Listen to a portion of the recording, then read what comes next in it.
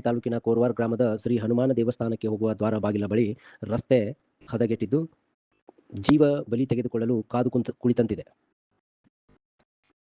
ದಿನಾಲು ಒಂದು ವಾಹನವಾದರೂ ರಸ್ತೆ ಗುಂಡಿಯಲ್ಲಿ ಬೀಳುತ್ತಿದ್ದರೂ ಸಮಸ್ಯೆಗೆ ಸ್ಪಂದಿಸದ ಅಭಿವೃದ್ಧಿ ಅಧಿಕಾರಿ ಮನವಿ ಮಾಡಿದರೂ ಕೂಡ ಸ್ಪಂದಿಸದೆ ಫೋನ್ ಕರೆಗಳನ್ನು ಸ್ವೀಕರಿಸದೆ ಸ್ವಿಚ್ ಆಫ್ ಮಾಡುತ್ತಿದ್ದಾರೆ. ಇದಕ್ಕೆ ಸಂಬಂಧಿಸಿ ಗ್ರಾಮ ಪಂಚಾಯಿತಿ ಅಧ್ಯಕ್ಷರಿಗೆ ಮನವಿ ಮಾಡಿದರೂ ತಮ್ಮ ಹತ್ತಿರ ಹಣವಿಲ್ಲವೆಂದು ಉಡಾಪೆ ಉತ್ತರ ನೀಡುತ್ತಿದ್ದಾರೆ. ನಮ್ಮ ಸಮಸ್ಯೆಗೆ ಯಾರಿಗೆ ಕೇಳಬೇಕೆಂದು ಜನ ಕಂಗಾಲಾಗಿದ್ದಾರೆ. ಈ ರೀತಿ ಜನರ ಕಂಗಾಲಿಗೆ ಯಾರು ಸ್ಪಂದಿಸುವರೆಂದು ಕಾದು ಕೂತಿದ್ದಾರೆ.